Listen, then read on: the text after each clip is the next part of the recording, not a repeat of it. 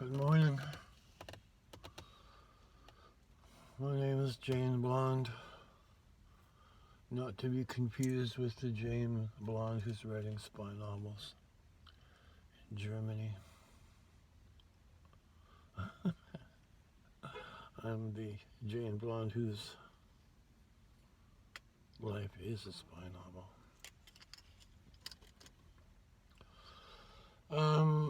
This video may contain sarcasm, so beware. I've been wanting to make a video like this for a long time. This is for the admirers of people who cross-dress or transgender or transsexual or any form of a biological male in a female mock-up, and their wives and girlfriends.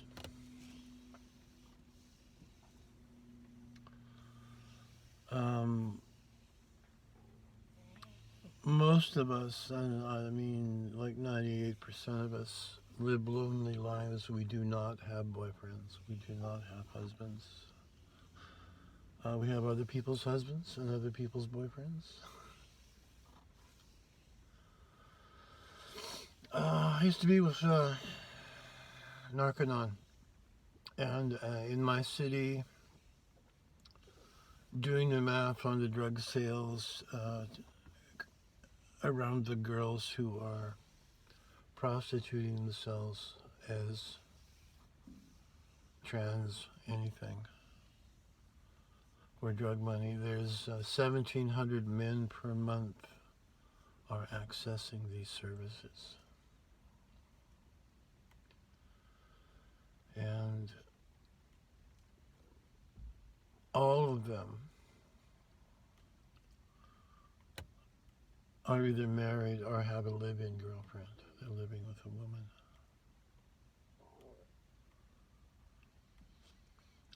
And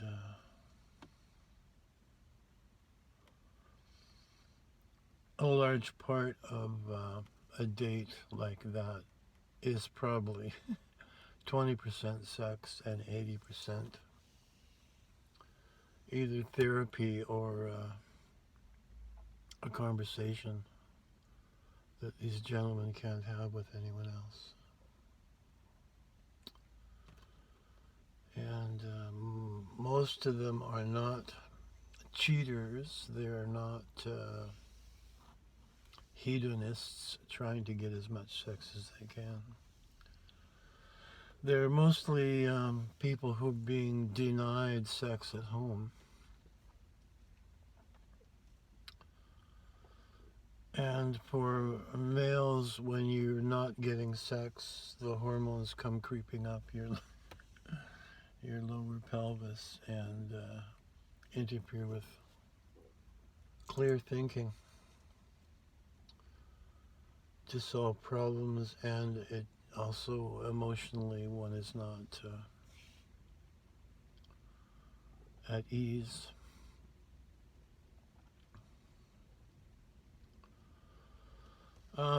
Sex is healthy.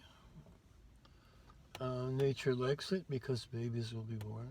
So you're behind this is the pressure of all of Gaia.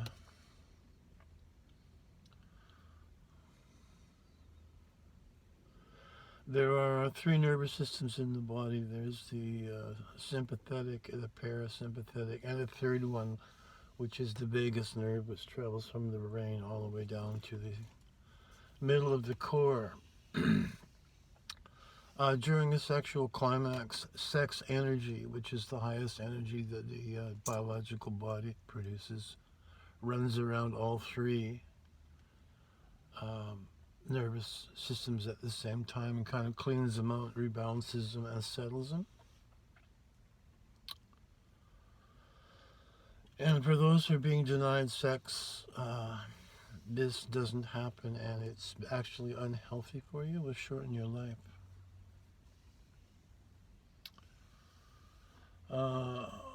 Again, most of these men would prefer not to have to cheat. They want to be loyal.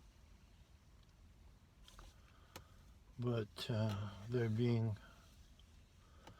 denied sex at home and have kind of been put on the back burner from the great love of my life position to now that I have you, you're just an accessory, which is breaking the contract. There's new information coming out about dopamine life, and we do things to get dopamine. We want to buy that new car or go to that hockey game, and when I'm there I'll feel better. Yes, but for a very short time, and then it's gone.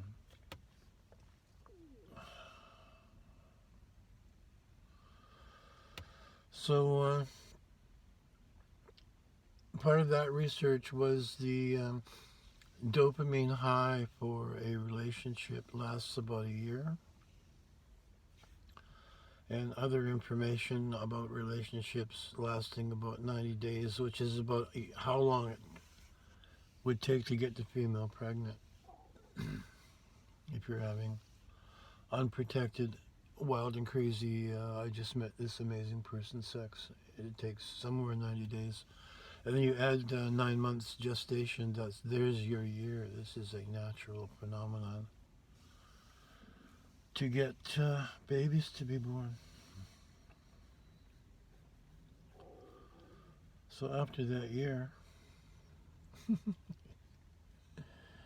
you settle down into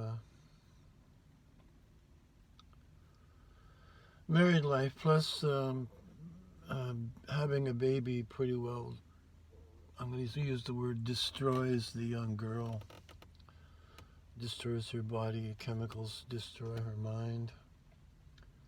The kid is keeping her awake, she can't sleep, and is no longer the cute goddess you married. My daughter had a baby and had postpartum depression for years until I finally took her to a women's only psychiatrist, and she said, yeah, postpartum depression, here, take these. And she was instantly a girl again, the chemical imbalance. And this is a big thing in our society that's gone unnoticed, and it can go on for years, lifetime, and even lead to suicide. And if it has a name, it exists, is postpartum, the baby's gone, depression. It's chemical. Very sad.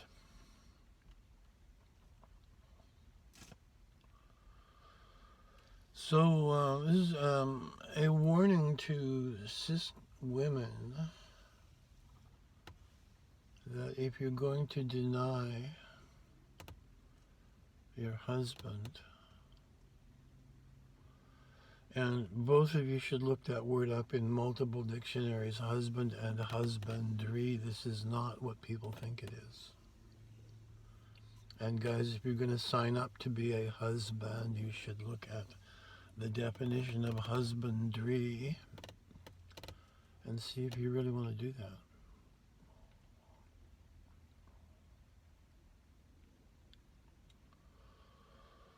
So I and my friends meet these gentlemen, usually between 6:30 and 9:30, where they say they're going out for cat food, or in the afternoon when they tell their boss they have to go to the next county to pick up a part. And included that is a little drop-in visit.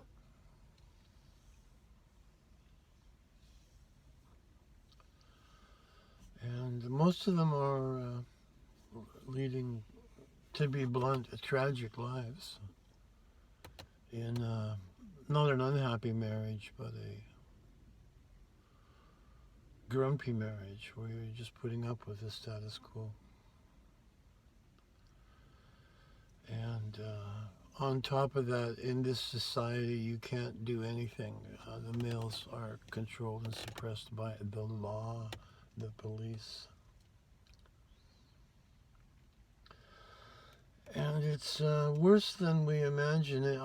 This is Sunday morning, 6 a.m. I went to grab a coffee, and I was sitting at a red light to come down to where I am now by the river, and I can see a mile in all there was no cars, so I went through the red light. And I know if a cop had been sitting there, he would have gone, you went through a red light. You know, oh my God, the world's going to end.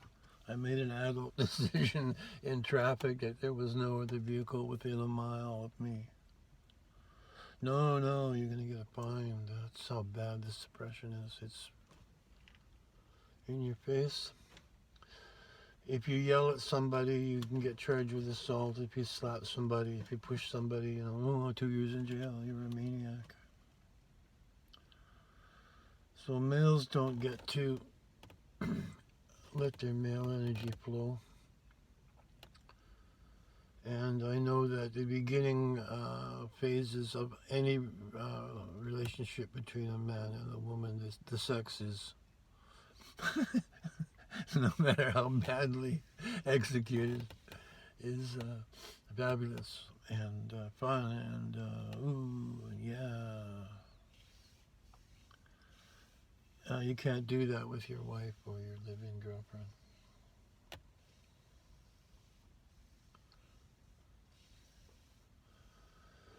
And again, being blunt, because I'm a member of the third sex. You hear almost a cliche joke that a man can't have anal with his wife except on his birthday as a special favor. That means he's under her thumb the rest of the year.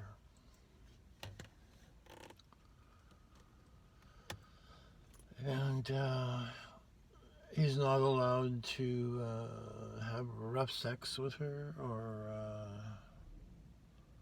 flip her over or do anything like that. Which might have been going on in the personality days, but now it's, ooh.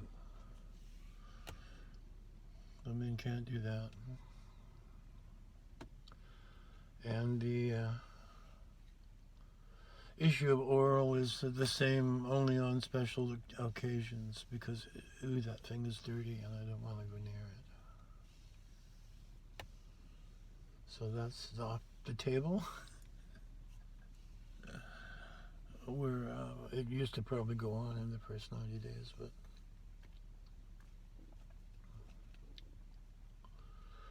so what we offer is femininity, which you're not offering.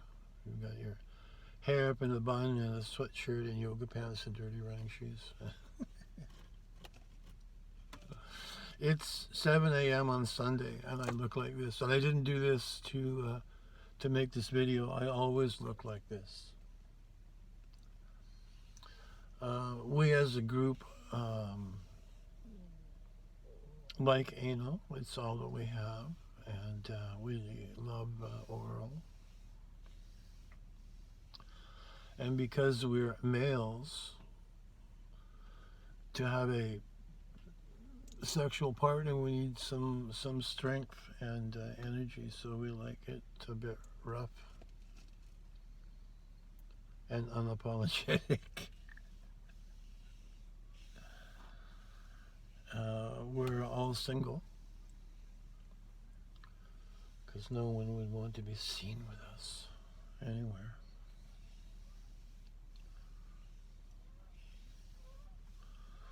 So a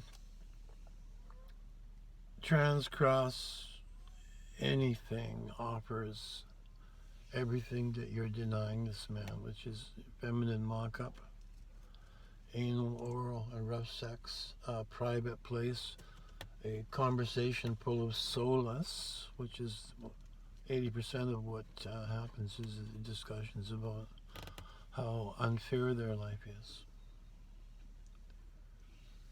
And we are a solution to the physical, psychological stress being denied sex at home, and it's actually illegal for a wife to deny her husband conjugal sex. The reason for that contract is to make a safe environment for the raising of children. Somebody has to pay for that, and they need minimum until puberty to be protected and trained. Otherwise the world will fall apart.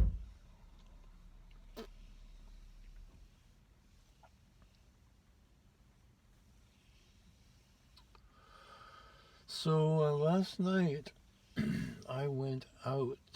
Actually, I had a club meeting. I belong to a club called Girls in the Burbs for older dressers, and then I went to 3 other public houses. And I went to go do what I'm going to show my candy. I don't drink. I go there and make myself available, which is advertising. And something that happens when you are mocked up like this is I walk through there and men, they almost break their necks going, what? Either wow or wow, a crossdresser, one or the other. And women look terrified because, in my opinion, women are running 3 or 4 scams on men. And when I appear, it blows away 2 of them, which is they haven't bothered to look, haven't washed their hair, they don't look good, they didn't use makeup. And from anthropological research, I have a medical research company, so I know a bit of the university level stuff. Women do what's called branch swinging, like a monkey, which is I'm grabbing onto this branch. And if I see a higher, more valuable branch, I will swing over to there, which would be a better looking guy with more money and more future. Or better body. So women are involved in branch swinging. And they know that I offer everything that's off the table for them, so they're terrified I might take their man. And this actually happened 3 days ago. Some couple called me over. I shook the male's hand and I grabbed it and said to her, "Can I keep him?" as a joke. And she said no, and then I shook her hand and she pushed me away, like, get away from my man. And there's a physical example of that.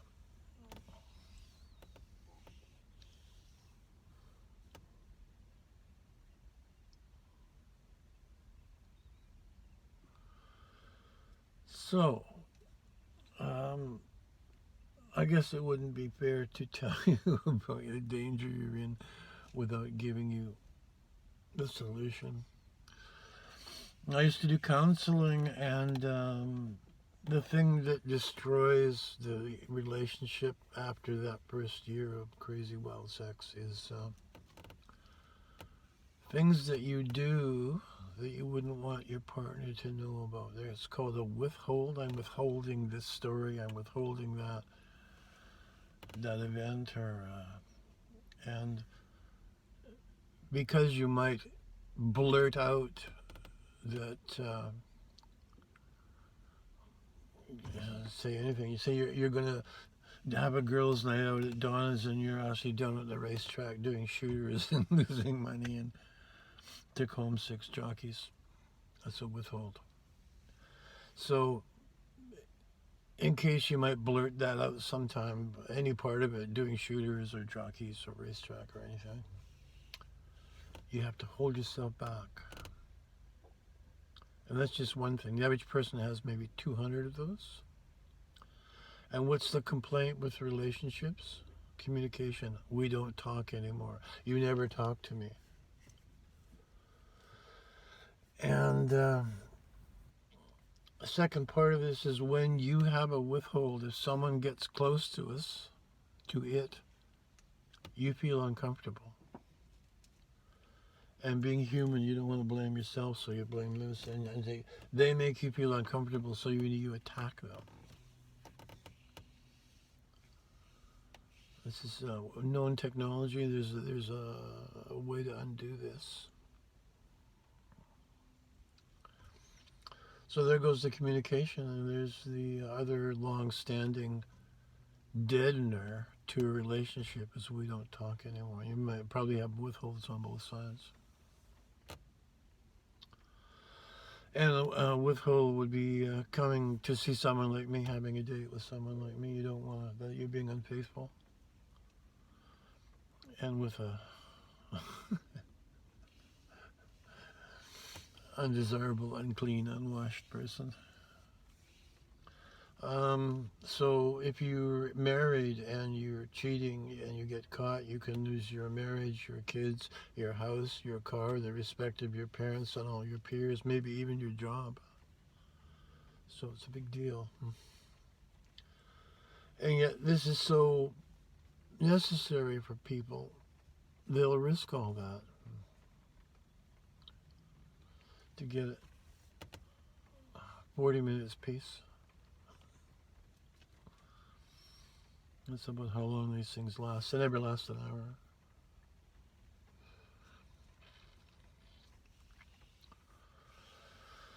So the cure for that is mutual confession of these things that you are withholding. And the film on this says, for example,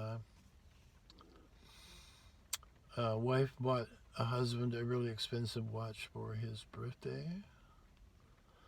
And he, instead of saying, "Thank you, dear," started yelling and screaming and berating her for spending the money. And the reason for that was he lost too much money at the track. And he couldn't recover, and he was trying to hide that and keep it away from her. So this, again, is the withholding. She comes near to it by spending money, and then he attacks her. Or another one would be the man fooling around with his secretary. Comes home at 11 and she says, "Where were you? I had dinner ready." And he wants to say, "I just had to work late at the office," but he will go into a tirade about, "You don't appreciate how hard I work. And you're spending all this money," and blah, blah, blah. This is a phenomenon that's ruining marriages and common law relationships. So I would recommend, at the risk of spending the rest of my life alone, do not cheat. It's not worth it.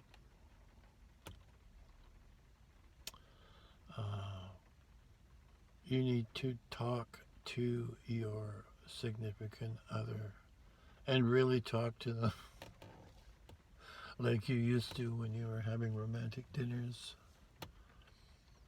in the first 90 days. Because I have seen this, when you do this mutual confession, the people get back to being in love like they were when they were 19 or 16 or 22.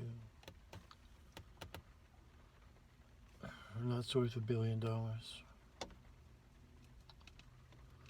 Or they realize they're actually with the wrong person and they split up amicably and can remain friends for life, which means that both parents can be around for the children.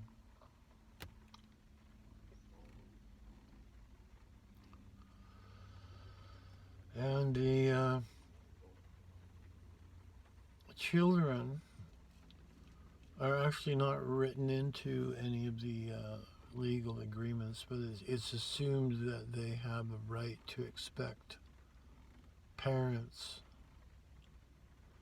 because you decided to have children. Accidental pregnancies notwithstanding.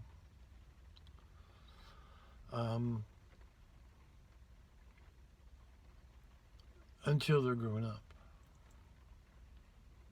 They need to have a home and food and schooling and protected from perverts.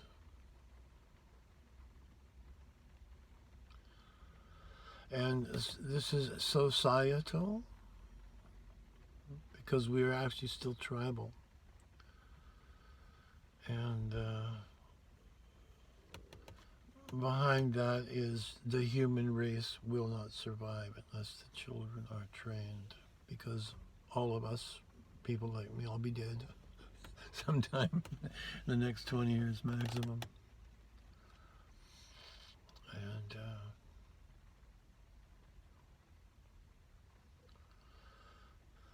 so it goes, so you get people staying together for the children, and they're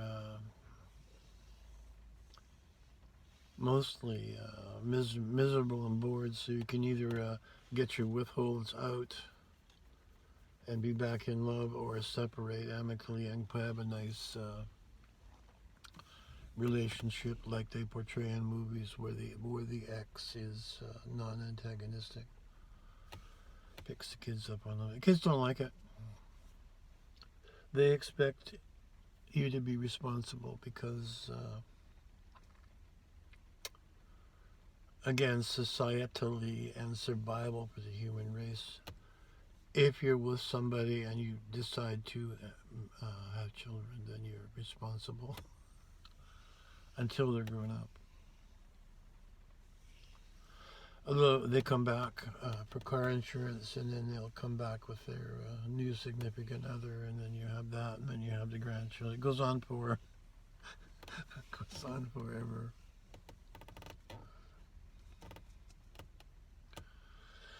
So you get married when you're 20-ish, and then 20 years later the kids leave, and that's 20 years together, and then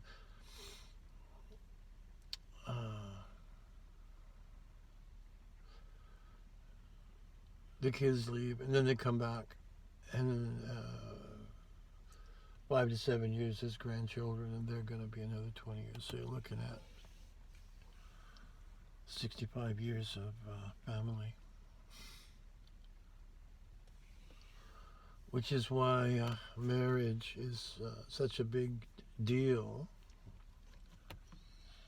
and it's been literally written into our legal system because it has to do with survival of the human race and the education of the children.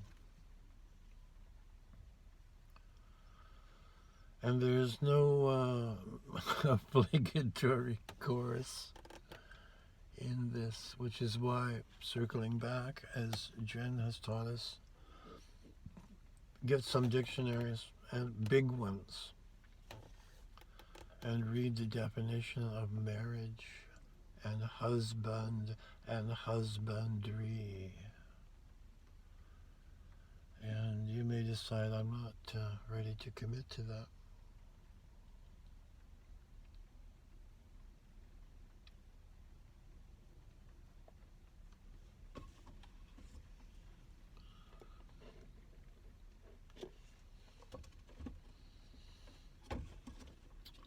So this is my postcards from the edge.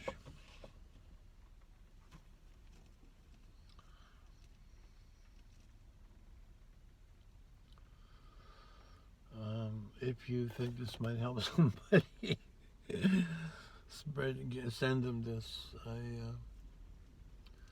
My channel is called Drag Makeup for Older because there is nobody offering training for people who are seniors, wrinkly skin and droopy eyes. We're still alive, we're still lonely, looking for love.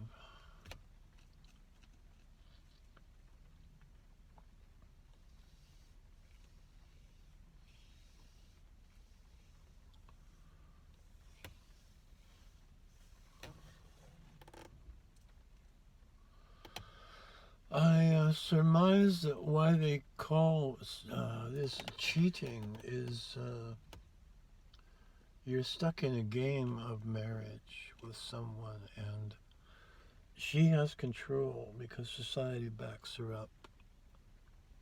And if you're getting wild and crazy sex that she's denying you somewhere else, you're cheating on her control of you. And I used to belong to an esoteric yogi type school, and the teacher had talked about something called feminine dominance.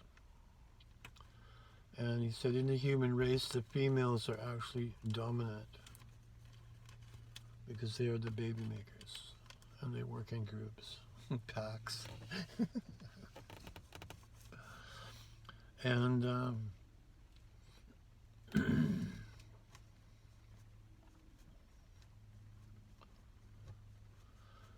for example, the way the Muslims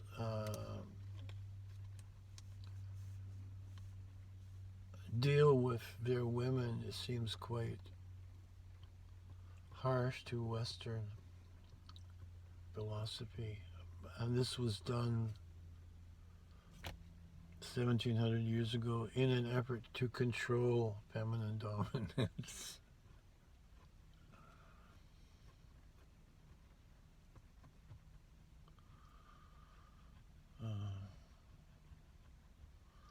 That's what that is. This is an unknown force. Anybody who's married will know what feminine dominance is. Everybody's like, my wife, I have to ask my wife, blah, blah, blah, wife. Because he doesn't want to experience the discomfort she will use against him. And if he's banging a crossdresser downtown, he's getting himself out from under some of that pain and manipulation, and therefore cheating on the game. So the underpinning of this video is a warning to cisgender or female women is we are out there and we are a danger to you. So you need to look inward at your motives and look outward at your boyfriend, husband, and realize this was once very great and could be great again. So maybe we should have red hats to say, make my marriage great again.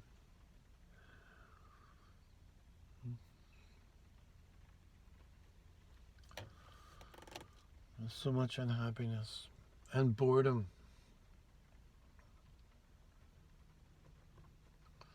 My parents stayed together their entire lives, so I have and they didn't fight. It wasn't, they never yelled and screamed at each other. There was tension. And they had this thing, penny for your thoughts. When they're very, very upset with each other, if the other person said penny for your thoughts, you had to fess up what was driving you crazy.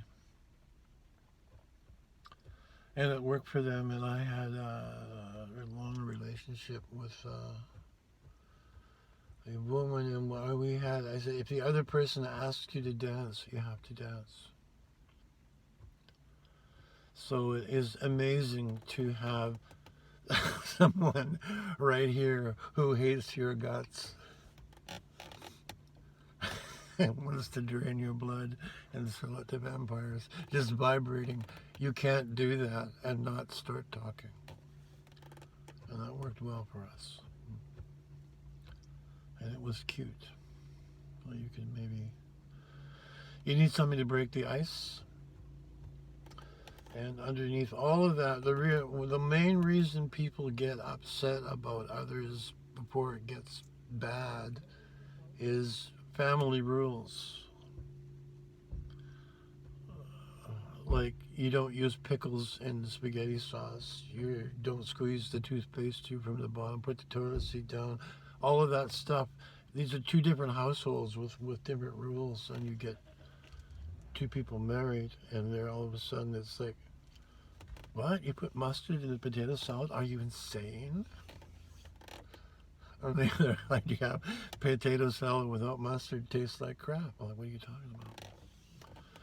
So if there was a marriage manual that said, be aware of the rules from the other house, how his or her mother told you this is the way life is brokeraged. As you have a new house with new rules. You can take a look at that.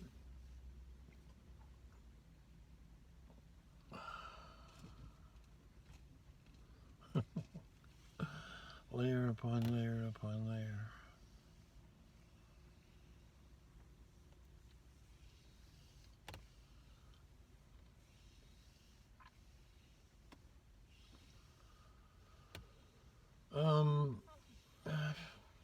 For example, I was married to a woman that I did not deserve, and I worked downtown till 6 and got home at 6:30, and dinner was always in the oven.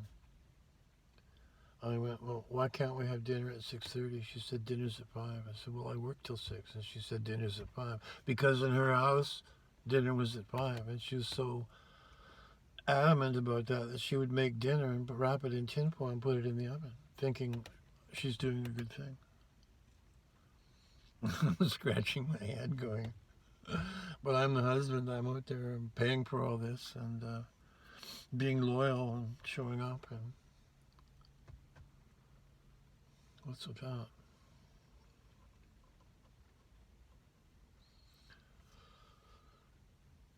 Another odd thing about her was I never saw her do a lick of housework in 20 years, but the house is always perfect. So she never let me see that.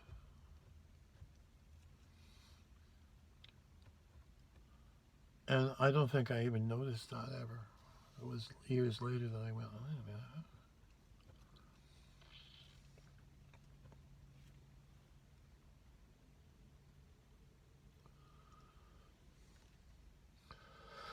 So I'm going to stop now. I think this could probably go on for a long time.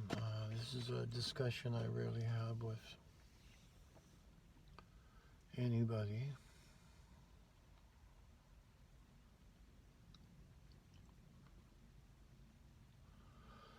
Just appended to that, a lot of men who came over wanted to dress up.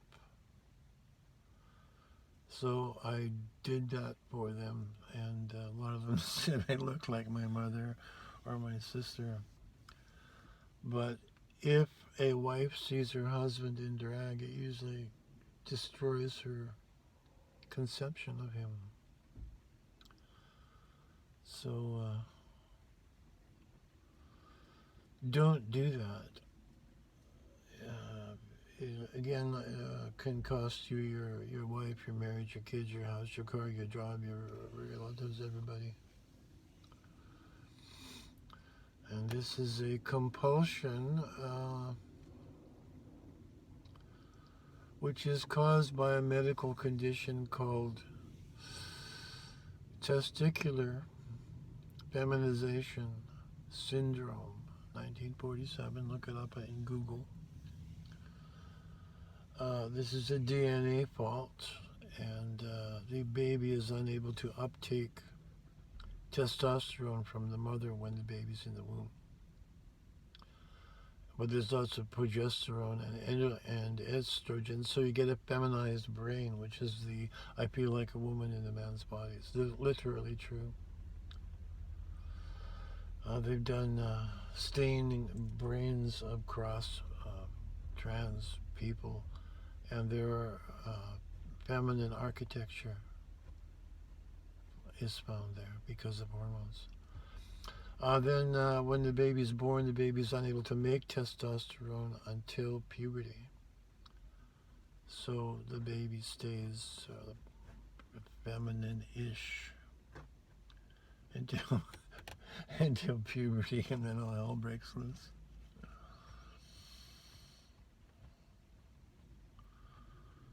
So there is a genuine DNA and medical reason for those things.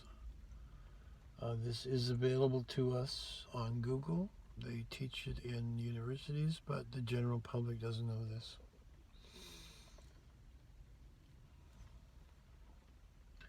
And now you know that.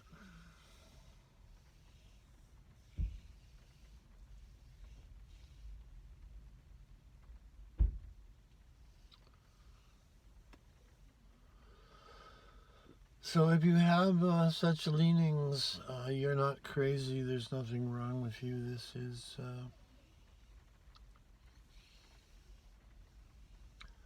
billions of cells in your brain that were incorrectly assigned.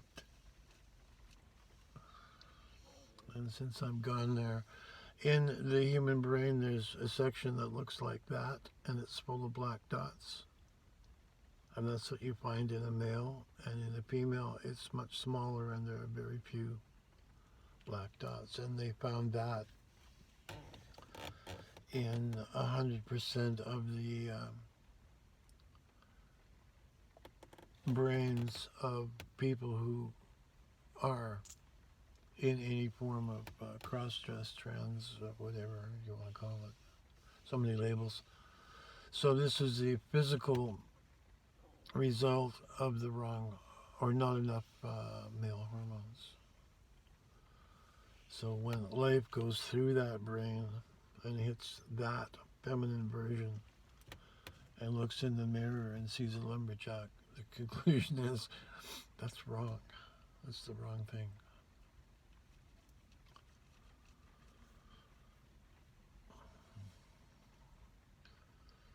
So you want to change what you see in the mirror. And it's very expensive because it costs you everything else. People think you're an oddball.